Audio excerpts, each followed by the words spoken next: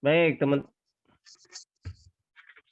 Waalaikumsalam. Waalaikumsalam warahmatullahi wabarakatuh. Waalaikumsalam warahmatullahi wabarakatuh. Ya, alhamdulillah.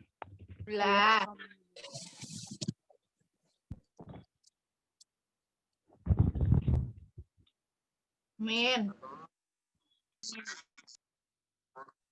Oh iya, Oke. siap.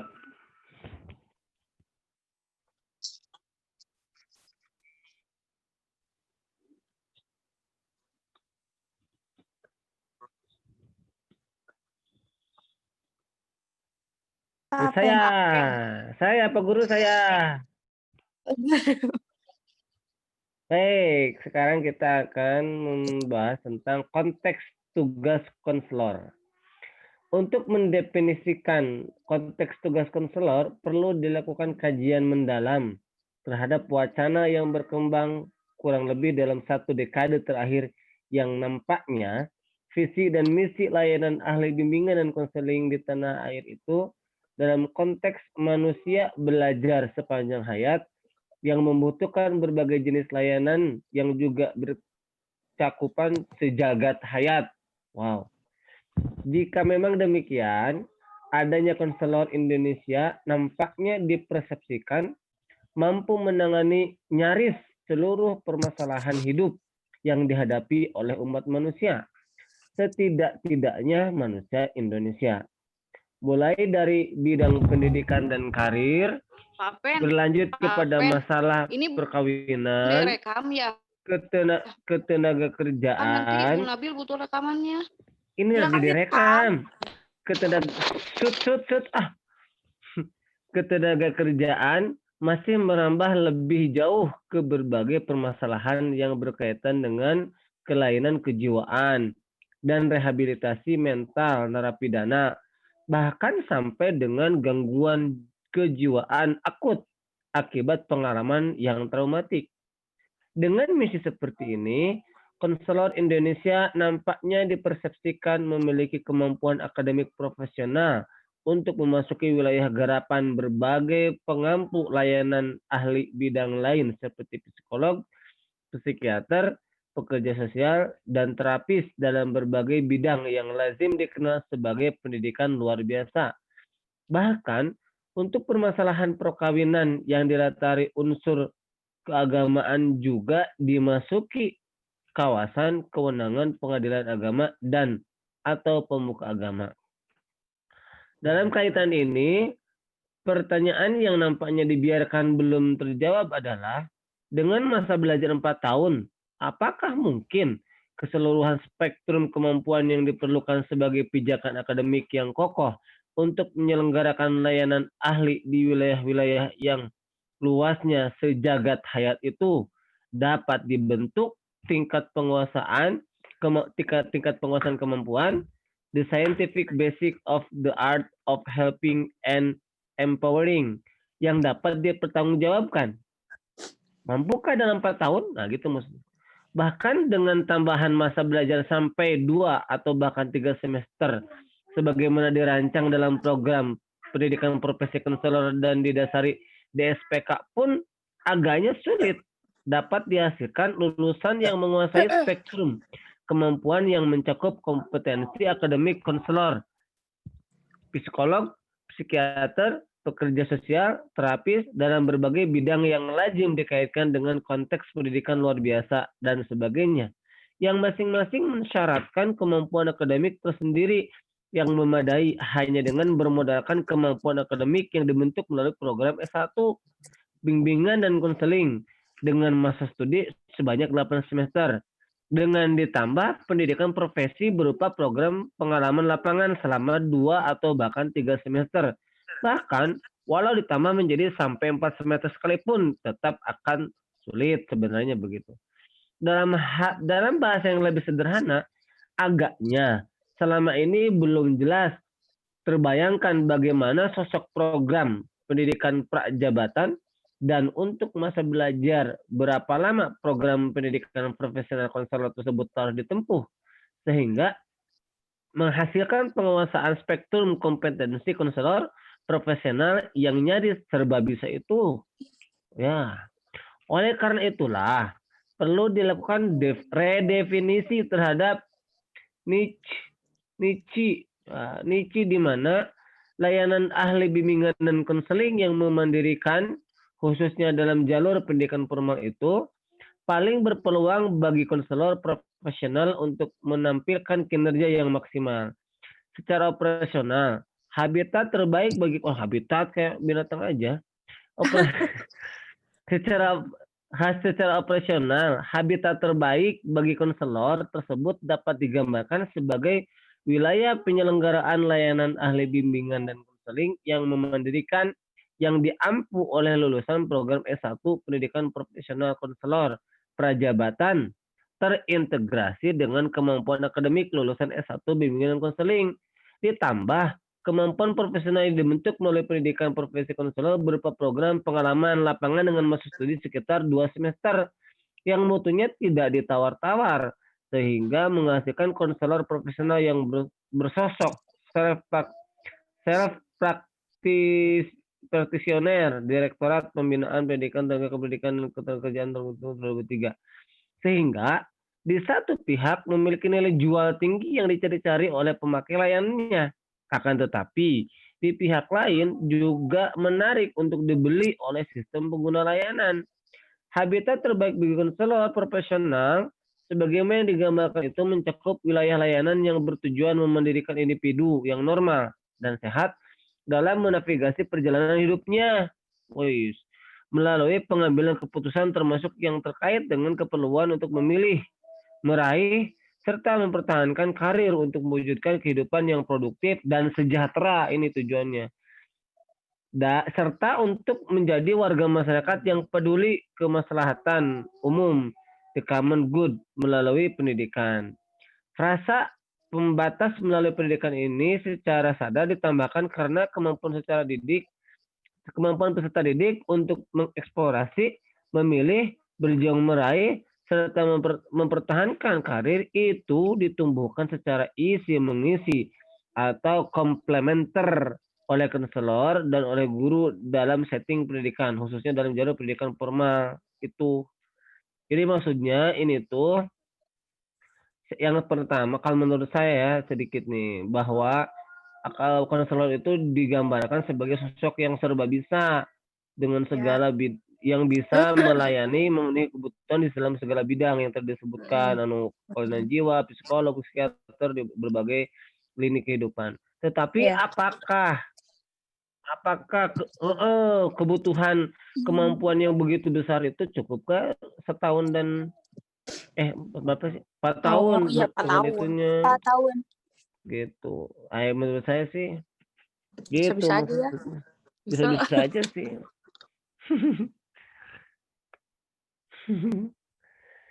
Ya gitu. Bisa. Ini menjadi tantangan tersendiri kan? Ya, betul. Papen.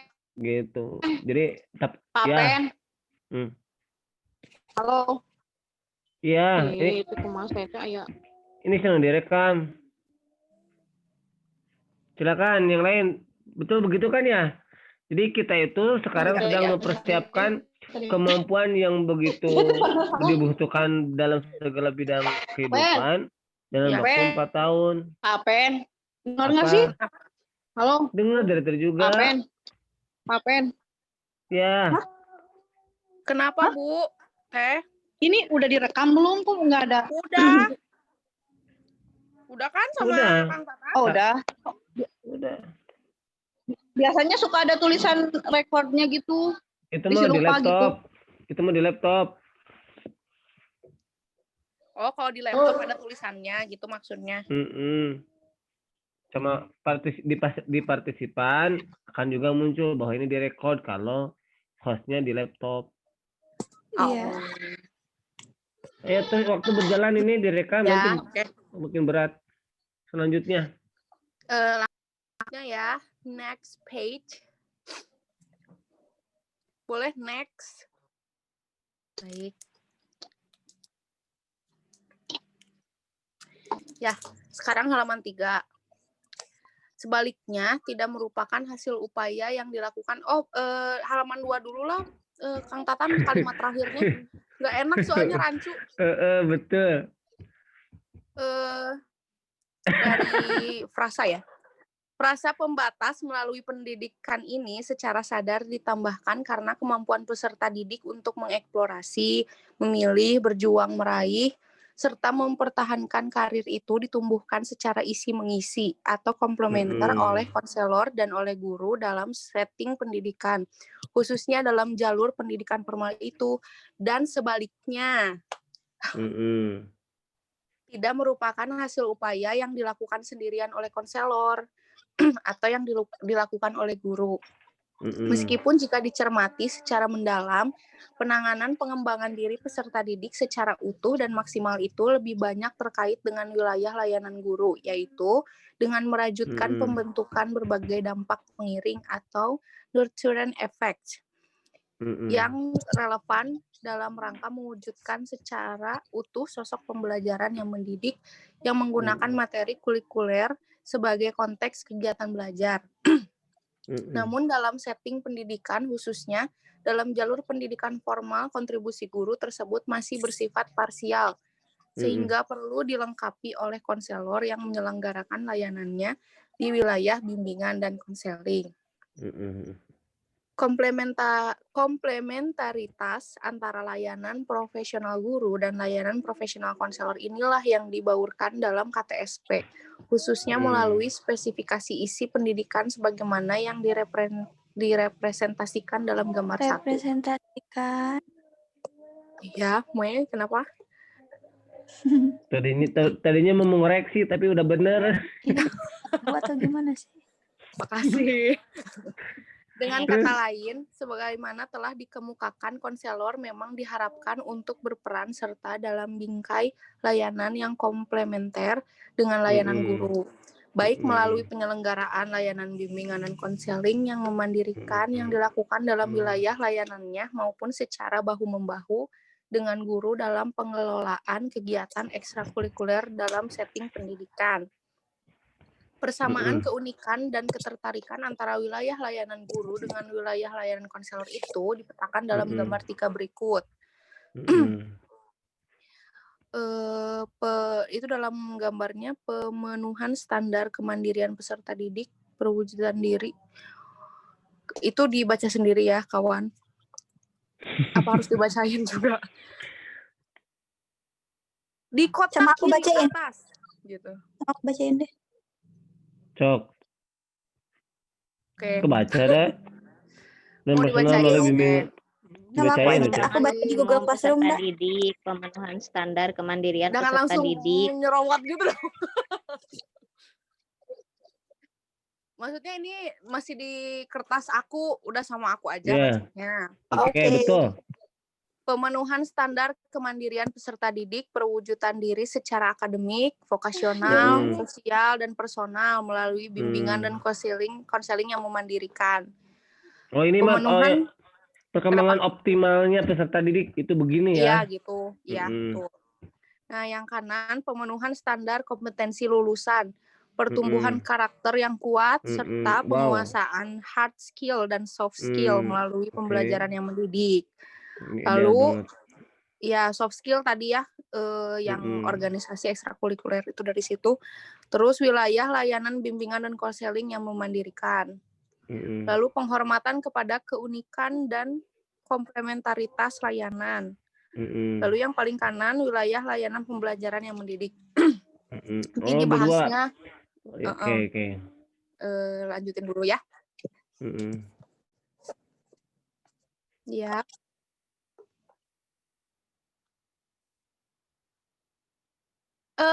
Kalau nggak ada, saya N kamu.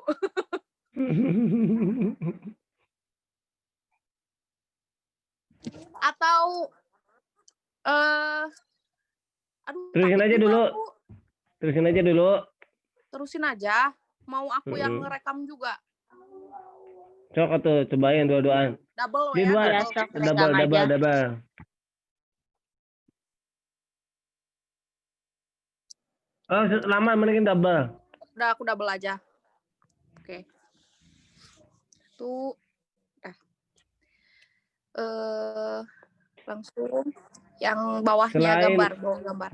Selain permasalahan wilayah. Selain permasalahan wilayah dan konteks layanan konselor profesional yang digambarkan di atas dengan RPP dosen yang nampaknya masih juga belum menemukan bentuknya yang koheren serta relevan untuk penyelenggaraan program pendidikan untuk menghasilkan dosen perguruan tinggi termasuk dosen bagi program S1 bimbingan dan konseling yang disambung dengan program pendidikan profesi konselor. Maka dalam naskah akademik penataan pendidikan profesional konselor yang telah disebutkan, Asosiasi Bimbingan dan Konseling Indonesia atau APKIN menawarkan gagasan tentang standar kompetensi profesional pendidik konselor untuk dijadikan rujukan dalam mengembangkan program pendidikan profesional. Prosesnya. Ya, mekanisme proses. Terus, betul. Next. halaman 4-nya. Konselor yang dinilai paling tepat untuk layanan ahli bimbingan dan konseling di tanah air yaitu berupa program S2 bimbingan dan konseling yang disambung dengan pendidikan profesi pendidik konselor. Untuk keperluan ini dengan bertolak dari pelajaran yang dipetik dari pengalaman penyelenggaraan program hibah kompetensi yang diluncurkan sejak awal dekade 1990-an oleh Direktorat Jenderal Pendidikan Tinggi, maka dalam rangka pengaturan diri secara menyeluruh yang telah disebutkan APKIN juga menyegerakan penyusunan standar kompetensi profesional pendidik konselor atau SKPPK yang selain atas kemampuan untuk menyelenggarakan pembelajaran yang mendidik di bidang bimbingan dan konseling pada jenjang S1 juga mencakup kemampuan memelihara mutu program S1 bimbingan dan konseling yang bermuara pada penganugerahan gelar akademik Magister Pendidikan atau MPD. Bidang bimbingan dan bidang bimbingan dan konseling. Selanjutnya, dengan dilengkapi kemampuan profesional untuk menyelenggarakan pembelajaran yang mendidik dalam bimbingan dan konseling di jenjang S1, serta kemampuan untuk penyelenggaraan program pendidikan profesor konselor yang dibentuk melalui pendidikan profesi pendidik konselor berupa program pengalaman lapangan selama minimum 1 semester. Program ini bermuara pada penganugerahan gelar profesi Magister Bimbingan dan Konseling. Maaf, itu Bu Mia di ACC dulu katanya. Sehingga mampu berfungsi sebagai pembina program pendidikan profesional pendidik konselor prajabatan yang tangguh. Akan tetapi, berbeda dari bidang medik yang menetapkan brevet SP1, saya nggak ngerti itu, sebagai prasyarat untuk diperkenakan mengikuti program pendidikan SP2O atau konsultan untuk memenuhi tuntutan kebutuhan layanan ahli medik di tanah air atau bidang psikologi yang hanya mengenal brevet psikolog atau MC dengan basis penguasaan akademik jenjang S1 sehingga jajaran dosen yang diperlukan dalam fakultas psikologi cukup ditingkatkan kemampuan akademiknya melalui program S2 dan S3 psikologi. Namun untuk bidang bimbingan dan konseling agaknya juga perlu diperkenalkan sertifikat Magister Bimbingan dan Konseling atau MKons yang lulusannya memiliki baik kemampuan akademik maupun kemampuan profesional untuk memelihara mutu program S1 Bimbingan dan Konseling. Hanya saja itu mah dilanjutin sama yang kelima ya kayaknya. Kalimatnya. Nah, jadi bagaimana yang halaman 3 dan 4?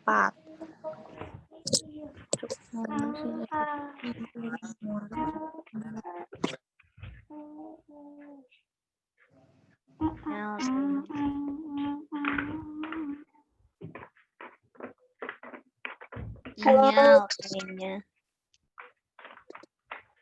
Kang Kuatan halaman 5 mah. Enggak, ini dibahas dulu. Oh. Dikit komentari apa tanggapan gitu.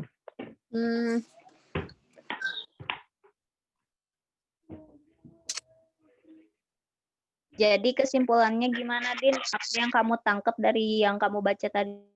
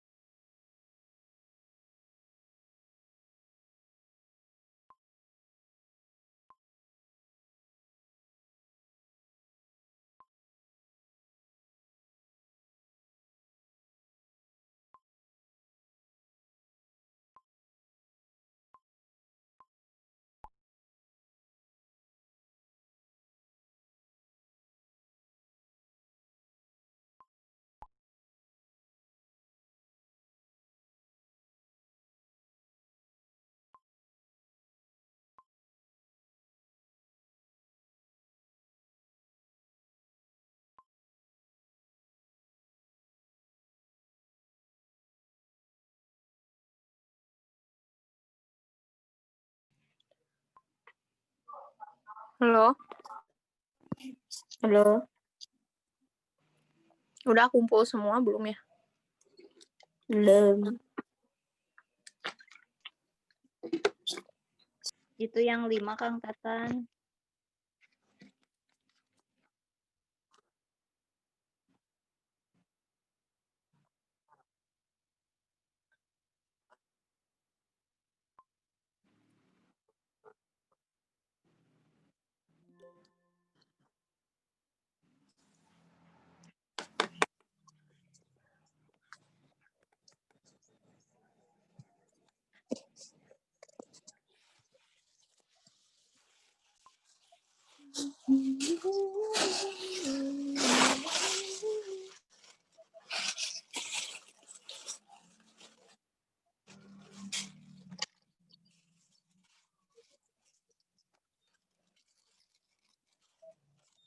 Udah bisa dimulai nih Teh?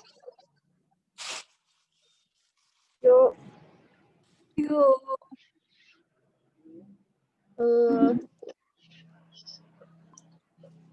Belum ada Pak Apen? Pak Apen. Belum.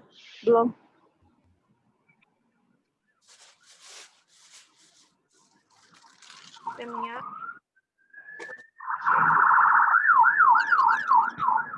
Nah, Giliran siapa sekarang? belum dibahas dulu. Sedikit aja. Sok ya, Din gimana Din?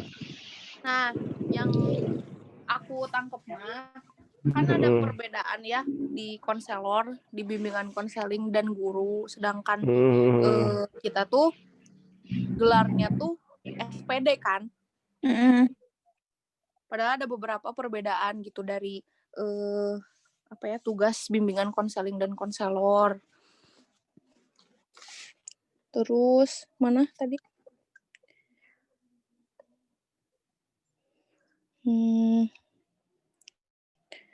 Mana sih?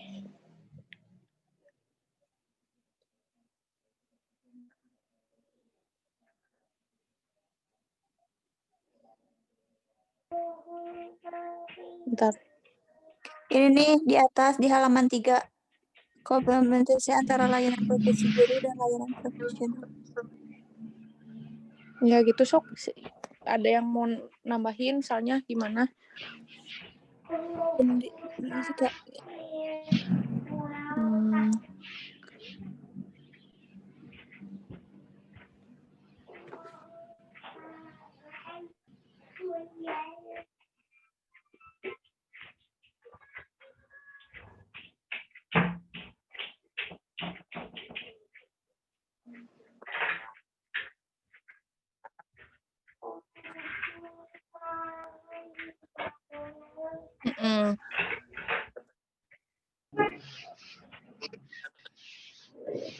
Bagus.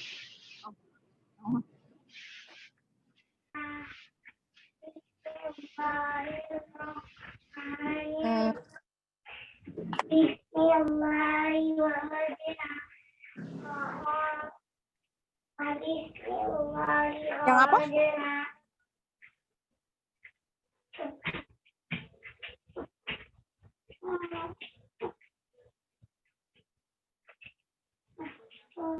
Apa ya?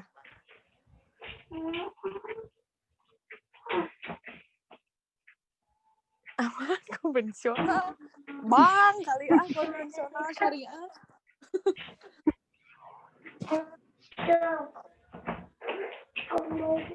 Ya gitu. Jadi di sini konseling juga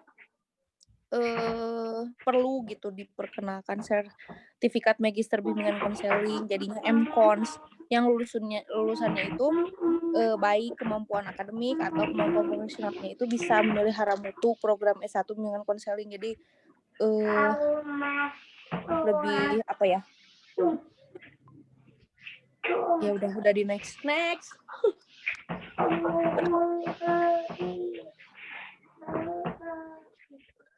Ya sok aja next aja dulu nanti ini teh di akhir kita pakai kesimpulannya juga ini teh membicarakan tentang apa. Ya.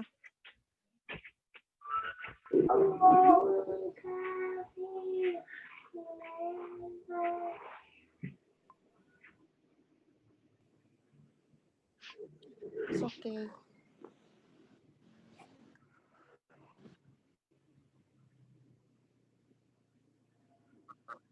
Hmm.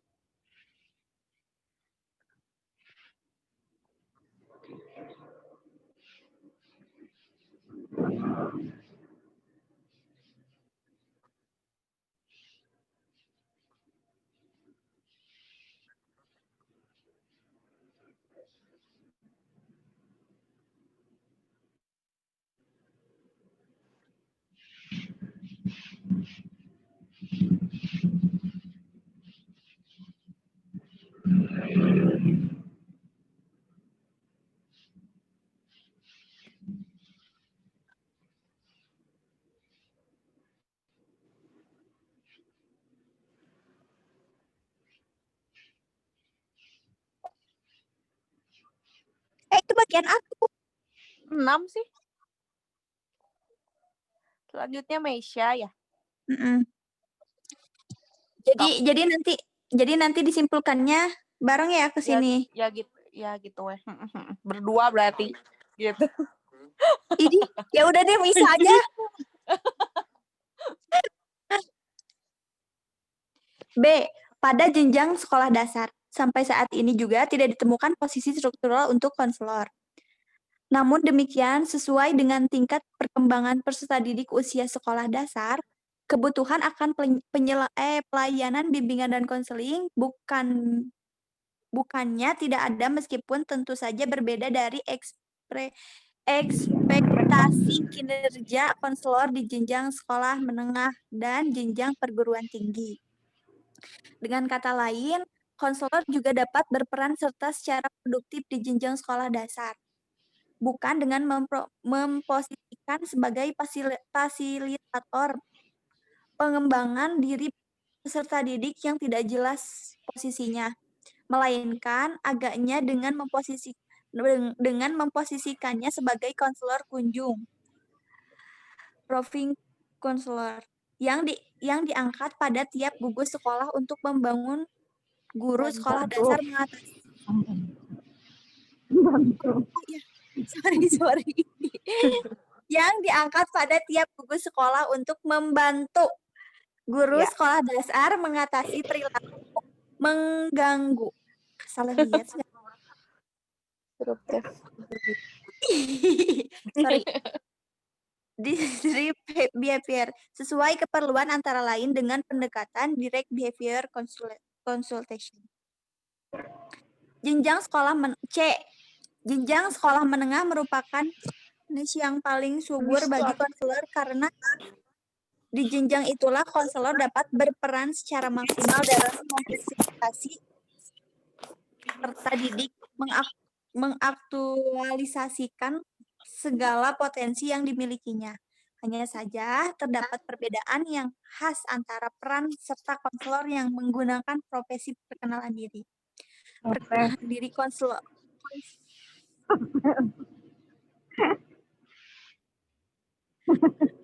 Kalian ada kan? Alhamdulillah. Kita aja. Menggunakan pengenalan diri konseli sebagai konteks layanan dalam rangka menumbuhkan kemandirian mereka mengambil sendiri berbagai keputusan penting dalam perjalanan hidupnya yang berkaitan dengan pendidikan maupun tentang pemilihan penyiapan diri serta kemampuan mempertahankan karir dengan bekerja sama secara isi mengisi dengan guru yang menggunakan mata pelajaran sebagai konteks layanan dengan menyelenggarakan pembelajaran yang mendidik, yaitu pembelajaran yang sekaligus berdampak mendidik. D. Pada jenjang perguruan tinggi, peserta didik telah difasilitasi baik penumbuhan karakter serta penguasaan skill maupun soft skill. Lebih lanjut yang diperlukan dalam perjalanan hidup serta dalam mempertahankan karir. Oleh karena itu, di jenjang perguruan tinggi, pelayanan bimbingan dan konseling lebih difokuskan pada pemilihan karir. Sebisa mungkin yang paling cocok baik dengan rekam jejak pendidikannya maupun kebutuhan untuk mengaktualisasikan dirinya sebagai pribadi yang produktif, sejahtera, serta berguna untuk manusia lain. Namun, di samping didasarkan pada konteks tugas yang dikaitkan dengan jenjang pendidikan sebagaimana telah dikemukakan. Selanjutnya, pada tiap jenjang pendidikan tersebut, penganggaran layanan ahli bimbingan dan konseling juga masih perlu Setarakan deh kan. Aku nggak bisa Setarakan deh kayaknya. nggak bisa ngerekam BTW by the way. Bukan kepencet-pencet wae. Jadi ke off jadi kepotong-potong udah wes sekalian nggak usah. Oke, lanjut. dengan kebutuhan akan layanan individual tiap konseli yang bersifat idiosinkratik. Karena tiap perjumpaan konseling pada dasarnya merupakan perjumpaan budaya pada tataran mikrokultural level antara budaya individual konseli dengan budaya individual konselor. Gitu. Jelasin. Bentar. Oke, yang 5 dulu lihat. Jadi gini. Langsung. Yang 5 dulu coba. Langsung aja atau gimana gitu? Langsung aja.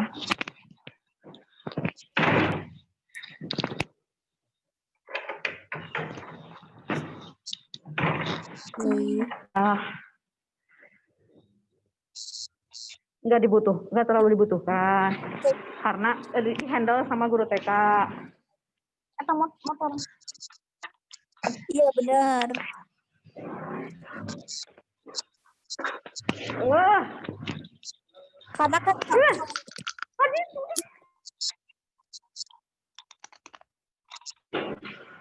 ya sesuai konteksnya tugas kinerja di PAUD itu memperkembangkan peserta didik untuk konteksnya itu permainan yang memicu perkembangan pribadi si peserta didik. Kalau taman kanak jenjang taman kanak-kanak mah kalau Anda bisa Bodoh. kalau jenjang sekolah dasar mah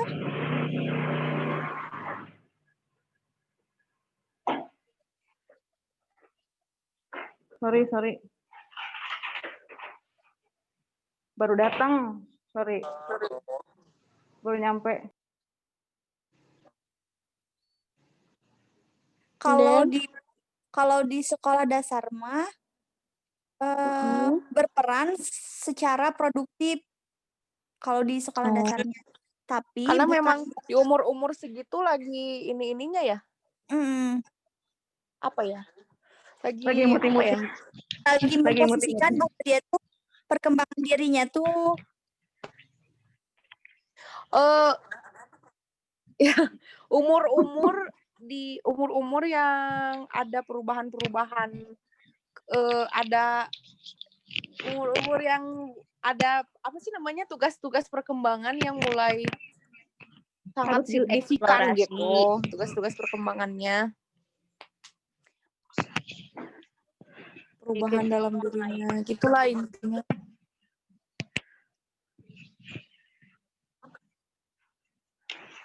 apa? Udah lebih gender kan. Ya, jadi dalam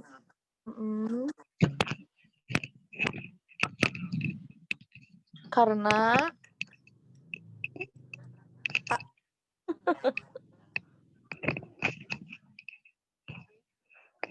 ini bahasanya nggak ada guru-gurunya sama sekali ya. nggak ada formal sama sekali ya. Gak apa-apa lah, yang penting kita nyaman.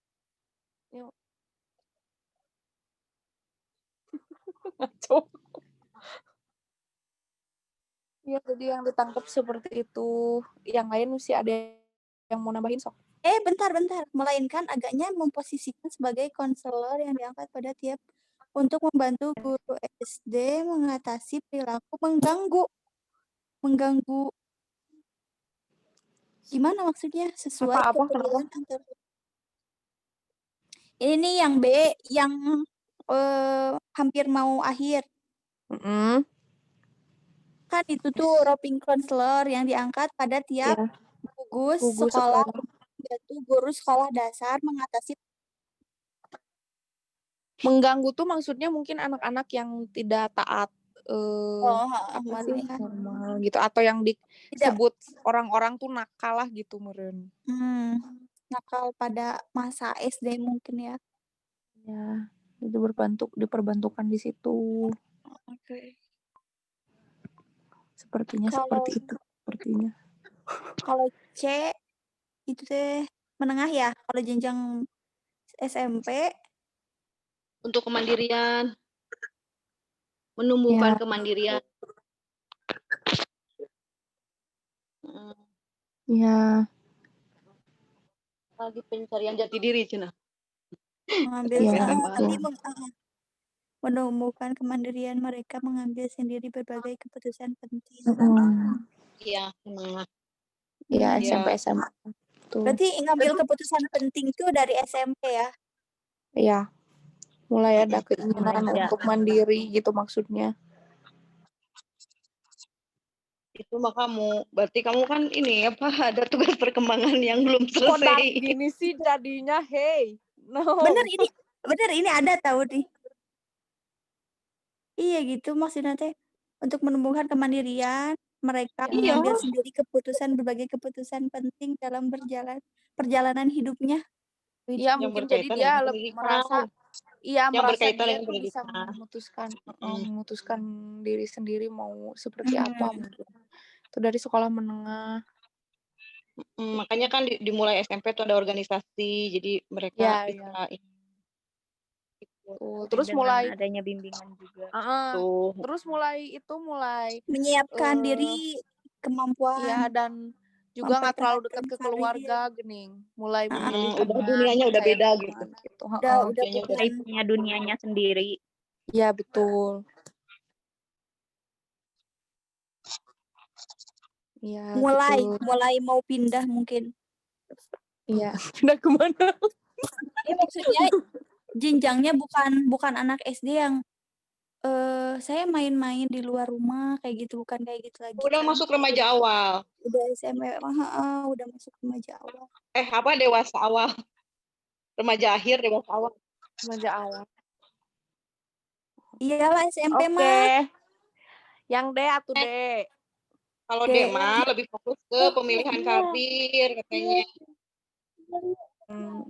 Udah langsung matangkan skill.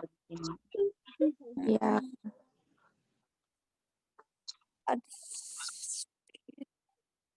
Hard skill, soft skill. Soft skillnya dari organisasi, dari lingkup apa sih? Sosial ya. Kemana wae.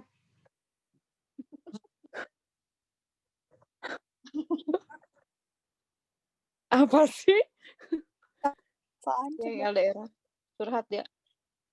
Oh. Aku bagian berapa kan? Aku Bagian bagian nomor aku. berapa? 7 ke Geni dulu ya. Kita. Iya. Jangan dulu Kang Tatan, aku mau baca dari sini. Baca dari 6.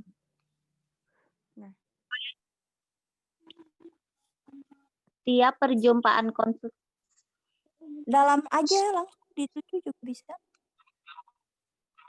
dalam kaitan dengan Penyetalan. Mana sih?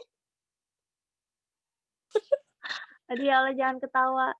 Penyetaan. Apa penyetaan? Sorry. Penyetaan.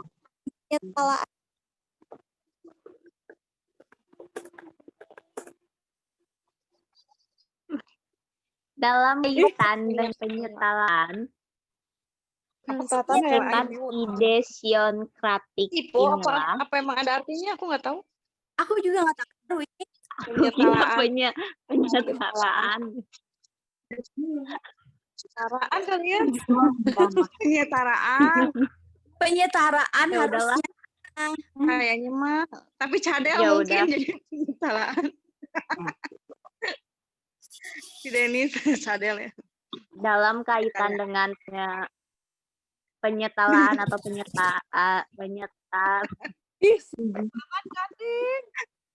yang bersifat penyetaraan yang bersifat idiosinkratik inilah konselor perlu mengarahkan secara maksimal penguasaan baik cultural diversity, competence, Mike Hogan Garcia 2003 maupun mind competence dari Nelson Jones pada 2001 yang diperolehnya melalui pendidikan profesional konselor atau pendidikan profesional konselor sebagaimana akan dipaparkan dalam bagian-bagian berikutnya. Ekspektasi kinerja konselor. Ekspektasi kinerja lulusan program pendidikan profesional termasuk lulusan program pendidikan profesional konselor prajabatan lazim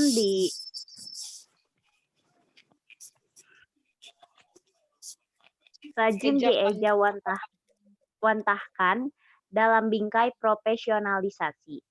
Dengan kata lain, profesionalisasi suatu bidang layanan ahli, termasuk layanan ahli di bidang bimbingan dan menandakan adanya a. pengakuan dari masyarakat dan pemerintah bahwa kegiatannya merupakan layanan unik yang b. didasarkan atas keahlian yang perlu dipelajari secara sistematis dan bersungguh-sungguh, serta memakan waktu yang cukup panjang, sehingga c. pengampunnya diberikan penghargaan yang layak, dan d. untuk melindungi kemaslahatan pemakai layanan otoritas publik dan organisasi profesi dengan dibantu oleh masyarakat, khususnya pemakai layanan, wajib menjaga agar hanya pengampu layanan ahli yang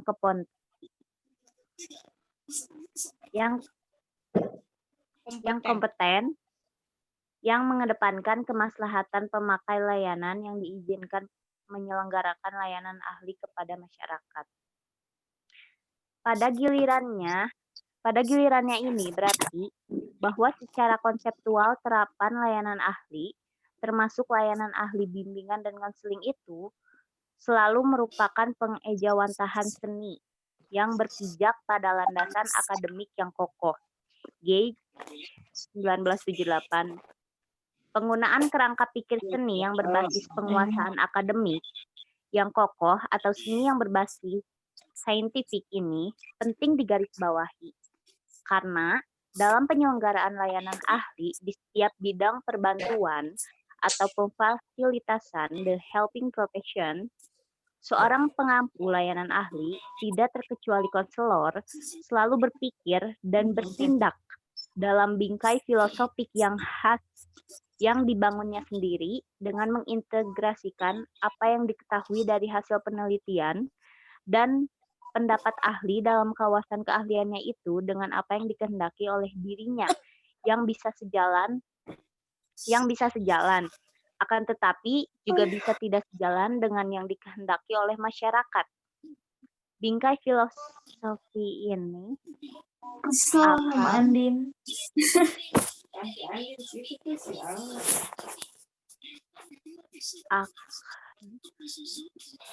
Gimana ini? Oh, karena Teh Nia nggak ada, jadi ini 8 sama aku aja tuh ya. Oh. Emang semuanya ada berapa? 10. Oke. Akan membentuk suatu wawasan atau worldview yang selalu mewarnai cara seorang konselor melihat dirinya, melihat tugasnya, melihat konseli yang hendak dilayaninya. Pendeknya cara seorang konselor melihat dunianya, dari Corey pada 2001. Dengan kata lain, dalam pelaksanaan tugasnya sebagai pengampu layanan ahli, seorang konselor selalu memperbandingkan caranya merasa berpikir dan bertindak dengan pemahamannya tentang cara konseli yang hendak dilayaninya itu. Merasa berpikir dan bertindak karena setiap perjumpaan konseling pada dasarnya merupakan suatu perjumpaan budaya antara budaya konselor dengan budaya konseli. Ini berarti seorang konselor profesional tidak akan menyarankan kepada konseli yang tengah dilayaninya itu rujukan dan proses penataan diri yang tidak akan dianut ini mungkin ya. Seandainya saran yang serupa ditunjukkan kepada dirinya, ini harus lihat tadi ya, lihat kembali ke 2001. Dalam kaitan ini, sampai dengan batas tertentu berhubungan dengan bersamanya sebagai penyelenggara layanan ahli di bidang perbantuan atau pemfasilitasi. Aduh, aku nggak ngerti ini sumpah kalimatnya dari tadi. Bidang atau pemfasilitasian sebagaimana telah dikemukakan pembentukan wawasan yang digambarkan di atas itu terlihat kesejalanannya dengan pembentukan wawasan di bidang layanan ahli keguruan.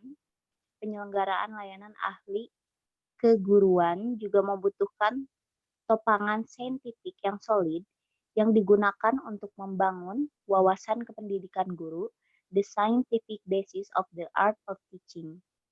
Gage 1978 adalah yang memayungi ketangkasan mereaksi secara kontekstual mind competence dari Nelson Jones pada 2001 yang selalu diejawantahkan dalam unjuk kerja dalam menggelar pembelajaran yang mendidik yang ditampilkan oleh tiap guru yang profesional.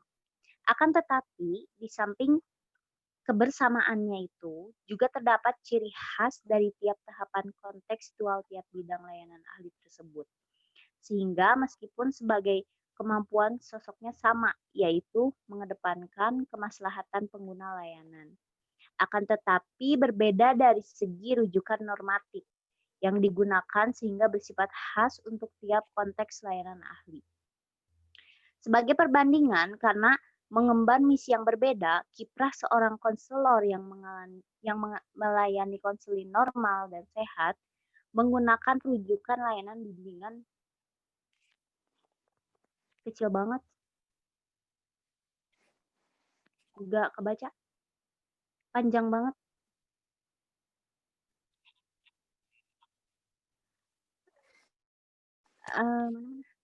Memandirikan sesuai dengan tuntutan realisasi diri, self-realization, counseling melalui fasilitas perkembangan kapasitasnya secara maksimal, capacity development. Sedangkan seorang guru yang menggunakan mata pelajaran sebagai konteks terapan layanannya menggunakan rujukan bla bla bla. Normatif. Pembelajaran yang mendidik. Yang Coba ke 6. lanjutin sama aku atau masih sama gue? Ke 7. Terserah mau dibahas dulu atau mau lanjut. Sok Gen gimana? Ini masih nyambung. Ngerti. Dari 7 aja. Dari 7. Oke.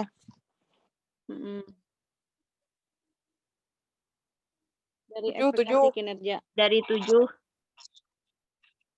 Mana 7? Halaman 7. Kinerja konselor. Mana 7? Mana 7? Woi.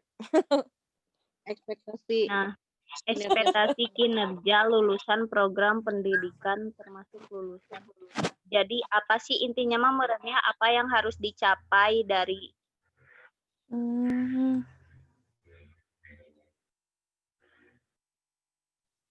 konselor. Nih harus ada pengakuan dari masyarakat.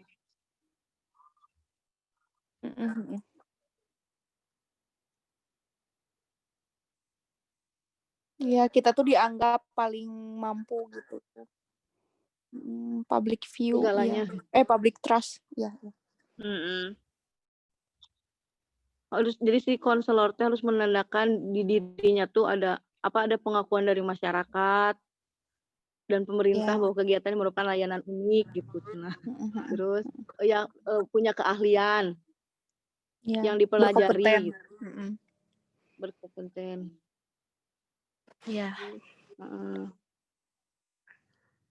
Pengampunya diberikan penghargaan yang layak. Dan untuk melindungi kemaslahatan pemakai layanan otoritas publik.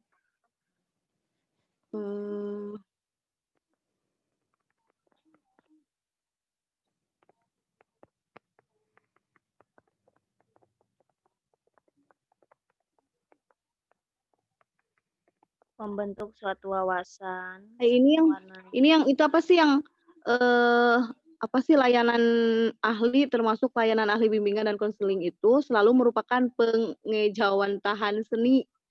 Apa ini keterangannya? Itu tadi di yang ke-7 pernah dilontarkan sebagai kiat oleh mantan mendikbud. Gage ya.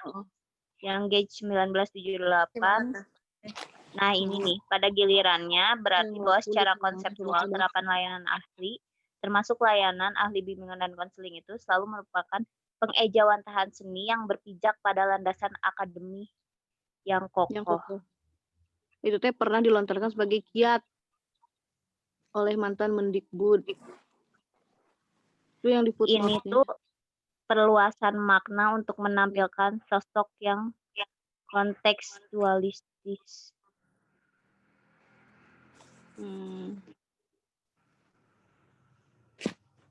Ya gitu, mau next. Besok. Berarti dari mana tadi teh? Dari sebagai perbandingan ya? 8 akhir. Sebagai perbandingan ya. Maju ujung-ujung normatif.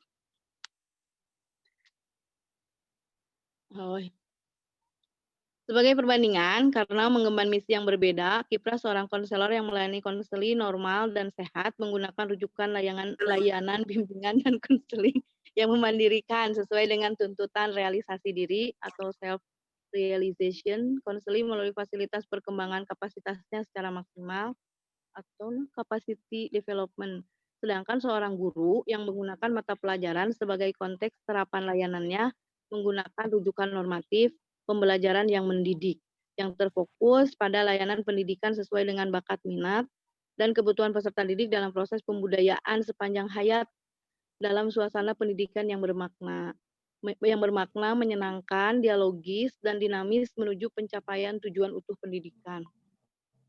Sedangkan di bidang psikiatri, batuknya ke belakang.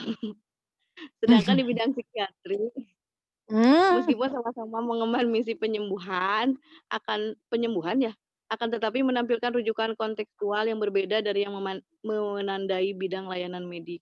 Maksudnya, dalam bidang psikiatri tidak digunakan paradigma medikal yang mengutamakan hubungan satu lawan satu antara sediaan kemikal yang dinamakan obat dengan penyebab penyakit, atau lebih tepat, berbagai kelainan fisiokemikal dalam tubuh pasien yang memicu munculnya gejala yang dinamakan sakit, melainkan paradigma kontekstual untuk bidang psikoterapi dan demikian juga untuk bidang bimbingan dan konseling, dan bidang keguruan sebagaimana telah diutarakan.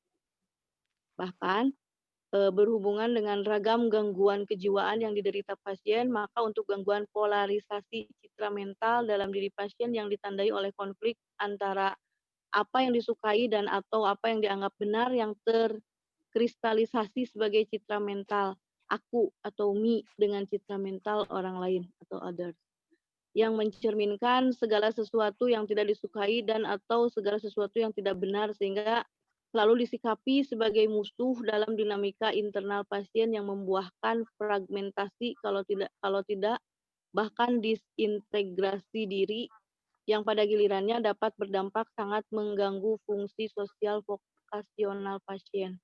Oleh karena itu, untuk mengatasi polarisasi tersebut sehingga memulihkan kedamaian dalam diri pasien, inner peace, digunakan terapi yang mendepolarisasikan citra mental yang menimbulkan konflik dalam diri yang dinamakan terapi kedamaian. Sutanto 2006. Dalam rangka merespons terhadap reaksi yang bersifat idiosinkratik dari pengguna layanan terhadap tindak layanan yang disodorkan, maka rujukan normatif yang baku untuk tiap konteks layanan itu pun masih harus disetarakan, disetarakan dengan sosok dan dinamika psikokultural yang unik dari tiap pengguna layanan. Itulah ya, panjang rentang interaksi pelayanan ahli perbantuan atau memfasilitasian bimbingan dan konseling, pembelajaran, atau psikoterapi kontekstual, main competence, sebagaimana telah disebutkan, yang digunakan oleh pengampu layanan sebagai asas pengendali atau principles of reaction dalam proses pelaksanaan layanan ahli yang bersangkutan. Namun, di samping persamaan tersebut juga terdapat perbedaan yang cukup mendasar di antara ketiga jenis layanan ahli tersebut, sehingga masing-masing jenis layanan ahli tersebut menjanjikan kontribusi yang unik kepada masyarakat. Bahkan sebagaimana telah dikemukakan dalam tiap konteks layanan yang unik itu pun masih diperlukan penyetalaan antara nama saya ini asli berarti apa sih artinya? Artinya apa? Ima sampai halaman 10. Dina searching nggak ada. Kan tadi kamu izin dulu, kirain nggak ada. Ya udah sok lanjutin sama kamu dari bahkan. Oh iya. Kan tadi kamu katanya izin, kirain nggak ada. Iya, sebentar tadi. Bahkan sebagaimana telah dikemukakan dalam tiap konteks layanan yang unik itu pun juga masih diperlukan penyetalaan antara pendekatan dan teknik layanan yang digunakan dengan kebutuhan individual pengguna layanan pada masing-masing konteks.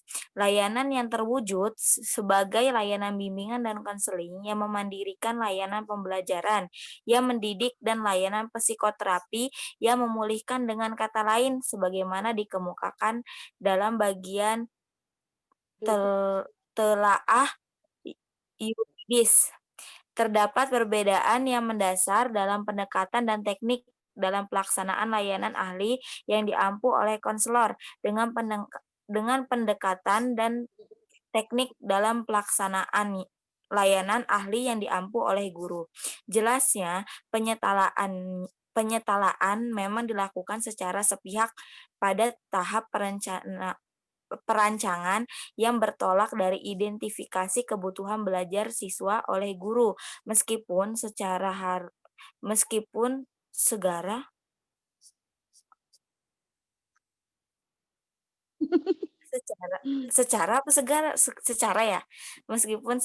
harus dilakukan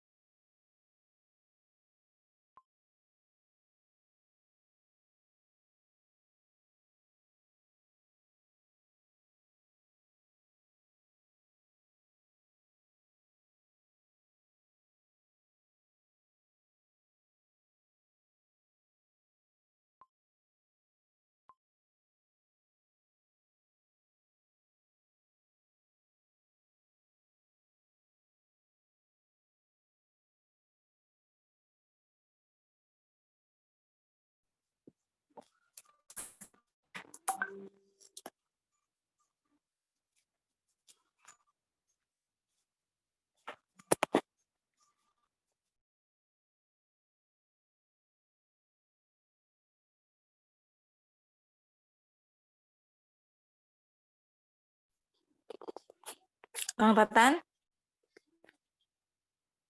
nunggu yang lain dulu.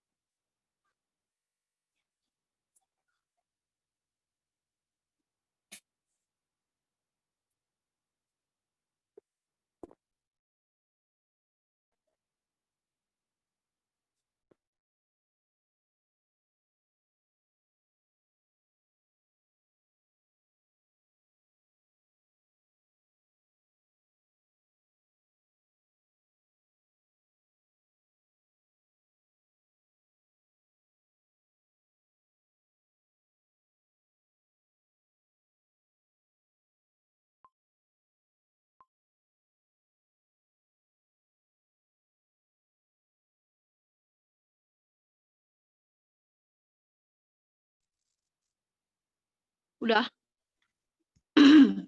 Baru berempat. Papen nggak masuk lagi ini teh. Hey, barusan aku googling penyetalaan nggak ada tahu. Mungkin maksud Anda adalah penyetaraan. Terus maksud arti kata penyetaraan di Kamus Besar Bahasa Indonesia, kami berbicara menulis.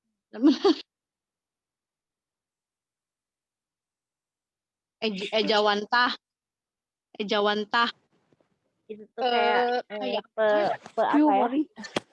Kayak yang lebih jelasnya lagi gitu loh. Pengejawantahan dari seni gitu intinya mah. menjelmakan, mewujudkan, melaksanakan, memanifestasikan suatu posisi. Contohnya, kita harus mengejawantahkan Pancasila. Lihat arti dan definisi di Mengejawantahkan. Ya Allah. ejawantah.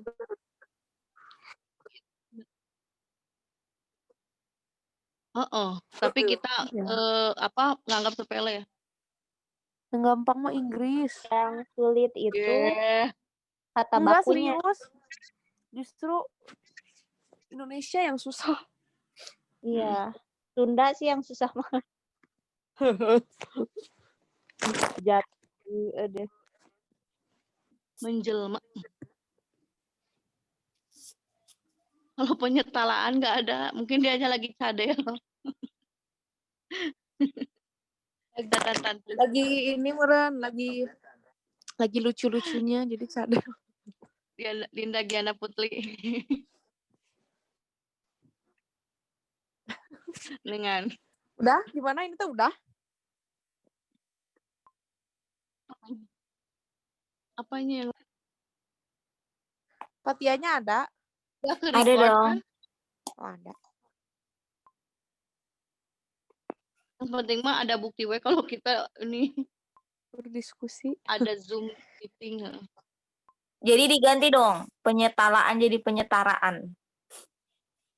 Iya, alhamdulillah. Oh, nanti tanya dulu ke Bu Nabil. Salah. Isi bahasa Ya udah apa? baca yang ada aja dulu.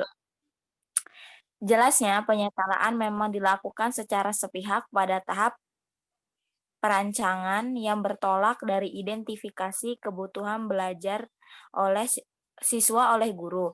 Meskipun secara harus dilakukan penyetalaan sambil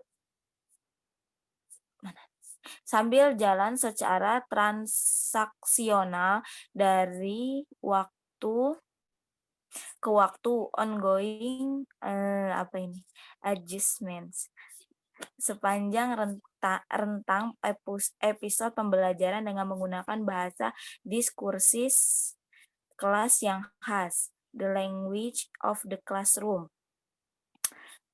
Blake DKK 1966. Kesemuanya itu demi ketercapaian tujuan utuh pendidikan. Sedangkan dalam pelayanan bimbingan dan konseling dan psikoterapi, penyetaraan harus dilakukan melalui transaksi makna yang tergelar sepanjang perjumpaan layanan. Karena keberhasilan layanan sangat tergantung pada keberhasilan konselor untuk memandirikan konseli. Berdasarkan layanan sangat tergantung pada keberhasilan konselor komunikasi berdasarkan hasil Berdasarkan bacaan. hasil deh. Iya, berdasarkan hasil bacaannya terhadap reaksi Ideokratik.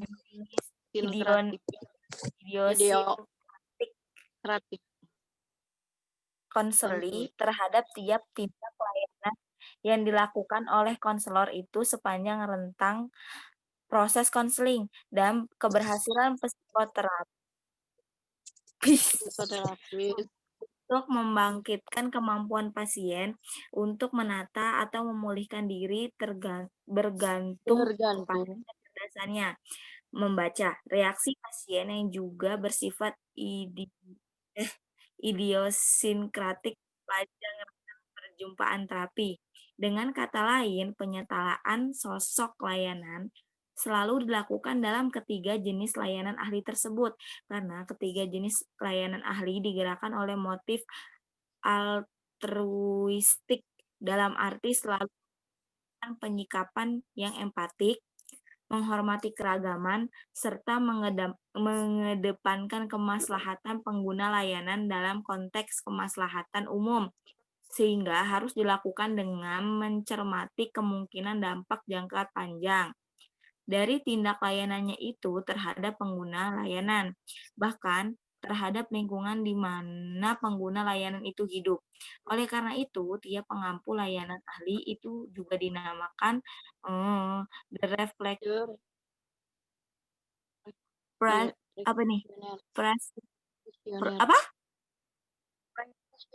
Nah, itulah. Sehingga layak dikarakterisasikan sebagai apakah kata tadi? Presisioner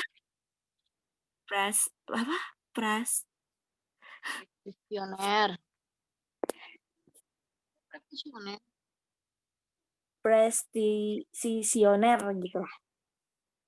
Ya gitu. Presisioner. Dah.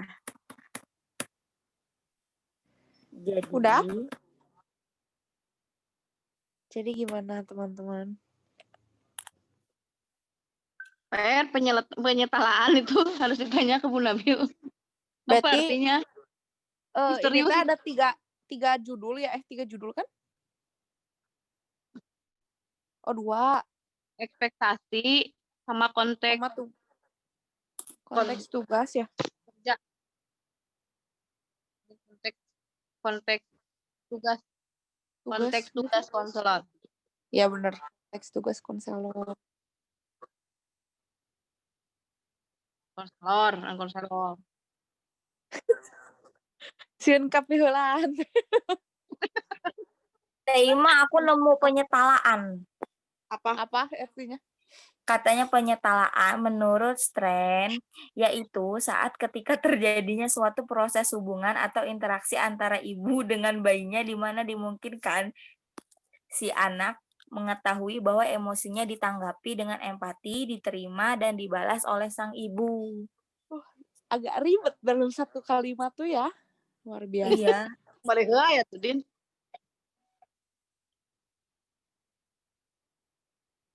Panjang ya. Hubungan empati seperti anak dan ibu. Nggak ada apa-apa ya? Tahu. Dia sih ngerasa udah. Jadi ada 2 judul, konteks tugas konselor dan tadi apa? Lupa. Ekspektasi kerja. Konteks. Iya kinerja. Ekspektasi kerja. Yang tugas konselor yang tadi bahwa tugas konselor dan guru tuh bidang studi tuh berbeda gitu kan. Tugasnya tuh beda. Apalagi tuh? Bedanya apa? Coba. Itu yang kurikuler, pas kurikulumnya. Itu tadi itu apa ya? Ada tadi kan kalau yang guru mah cenah berdasarkan kurikuler. Oh iya. Tadi itu apa ya? Yang mana ya? Ini tuh Ada sebenarnya tadi. yang aku rasa-rasa, Andai, yang tugas konselor ini tuh mirip-mirip sama yang waktu kita ngerangkum ya. Yang masih nyambung sih.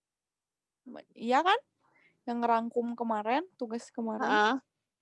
Ya, iya gitu. masih nyambung. Jadi, ngerti sih intinya mah ya. Kayak gitu. Kayak mah berapa ya? Terus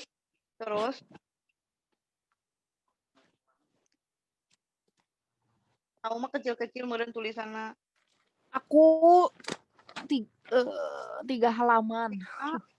Aku juga ada pokoknya 2 lembar bolak-balik. Sama aku 3 halaman.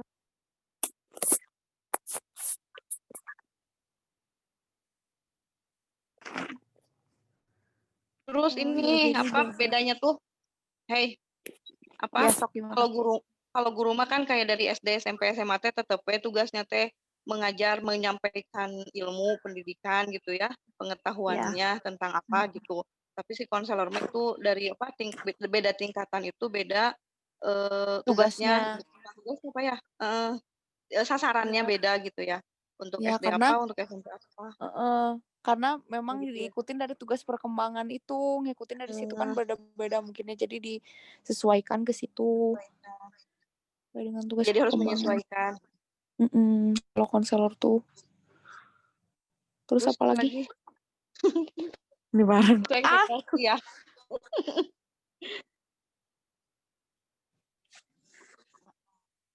Oh iya, terus kayak itu yang apa sih? Ya harus bisa meyakinkan orang-orang sih intinya mah ya gitu. Biar ya, diakui gitu. Harus bisa meyakinkan. Harusnya ada sarjana konseling gitu ya, tadi aku baca teh. S-Cons nggak ada kan? Kalau magister ada ya? Oh, magister ada? Emang ada gitu magister? Tadi kamu M-Cons apa? Enggak. Tadi iya nggak ada. Kan aku bilang nggak ada S-Cons. Iya. Yang tadi gini Dinda yang baca. Dinda tadi baca halaman berapa? 34. Tadi Dinda saya baca.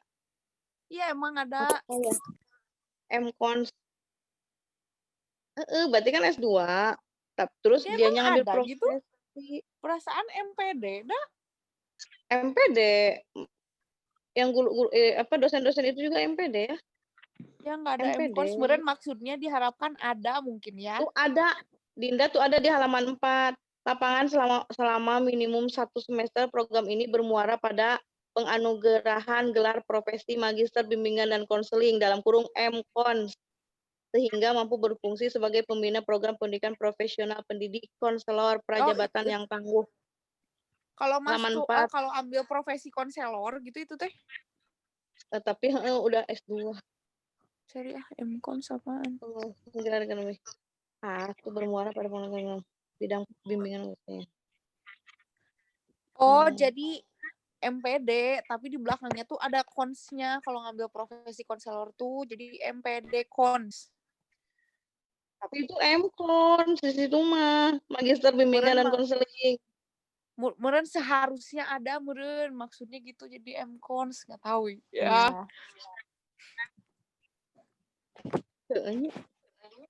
Gitu loh guys. Jadi apalagi nih Sokgen apa gimana? Ya aku tangkap mah pembahasan ini mengenai profesionalitas dari konselor guys, dilihat dari pendidikan mereka, dilihat dari apa mereka Ya apa? Ya, itu harus kayak stand. berada di mana gitu. Maksudnya kayak misalnya tadi Iya. kan guru sama BK kan beda. Guru membimbing dalam hal apa, BK membimbing dalam hal apa. Ya, ini tuh kayak bukan kayak ya, emang ini tuh standarisasi profesi bimbingan dan konseling gitu ya. Ya, nah standarisasi profesi. Oh, oke. Terus apa lagi, guys? Ini udah harusnya sampai 2122 tahu. Ini udah 154. Ya udah tuh udah ya. Satu lagi weh, judul satunya lagi weh. Sedikit aja. Yang itu yang apa? Yang kinerja. Kinerja. Ya, apa yang Yang kita terakhir. dapat dari situ?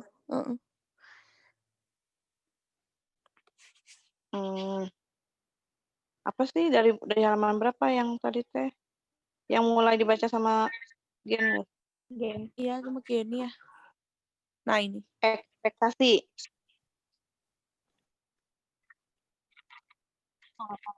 Oh, yang tadi ya, ekspektasi bahwa seorang konselor itu harus berkompeten, Menjelma. ahli, Profesional.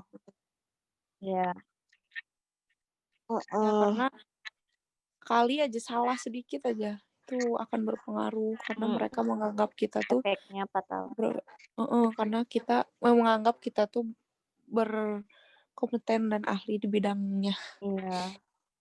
Karena kita sudah belajar secara sistematis dan bersungguh-sungguh. Coba lanjutin, coba di halaman 8 coba. Halaman 8 untuk satu alasan word view yang selalu mewarnai cara Ya, seorang word view, ya. konselor melihat dirinya, melihat tugasnya, melihat konseli yang hendak dilayaninya. Konselor melihat dirinya, melihat tugasnya. Kita yang memandang dunia. Melihat konseli yang hendak dilayaninya. Dengan kata lain, perusahaan tugasnya sebagai pengampu. Ya, tuh pendeknya cara seorang konselor melihat dunianya. Konselor melihat dunianya. Ya, jadi kita tuh harus bisa bagaimana cara pandang seorang konseli itu, kita harus ikut tahu apa ya? Gitu loh. Nggak deh, kita harus bukan tahu si konseli itu cara pandang si konseli itu ngebutuhin apa gitu. Latar belakangnya. Yang dibutuhinnya. Ya. Nah, dengan perbedaan budayanya juga, harus. Iya. Kita tuh harus profesional dalam perbedaan budaya konselor atau budaya konseli.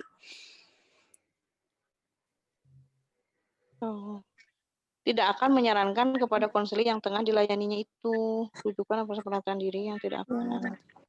Jadi jangan mentang-mentang kita beda. Jadi kita mah ya gitu. Jangan menjudge duluan. Only God can judge you. Gitu.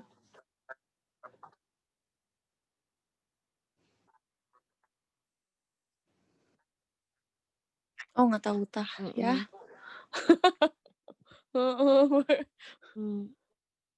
Udah ini teh. Udah direkord ini teh udah. Awas kalau nggak kerekord mau nangis aku. Oh my god. Menangis. Dinda langsung nyanyi. Harusnya kalau emang nggak tahu ada suaranya atau enggak, tadi tuh yang duanya tuh nggak bisa pakai headset. Ya. Ya tuh Ida.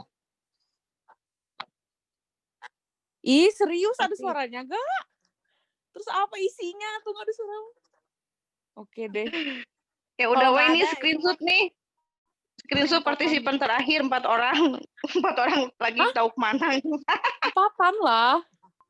Sebrazim, ya Allah. Iya. Mia teh suaminya dapat musibah katanya teh tadi teh. Jadi kenapa? Teh Mianya teh emang belum ketemu. Kan Teh Mia tadi kerjanya jam 2. Si suaminya pulangnya sore kan. Nah katanya mak jatuh di motor gitu. Tak beda. Pokoknya nggak tahu